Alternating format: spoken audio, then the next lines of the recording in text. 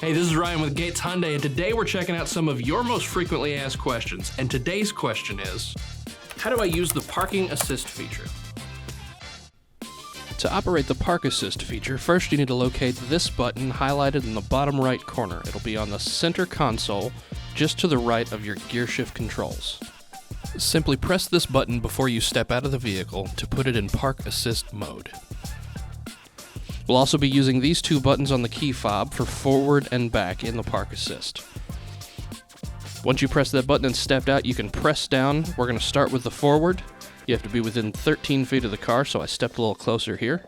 And as you hold it down, you'll see the lights stop flashing, and it will slowly begin to move forward.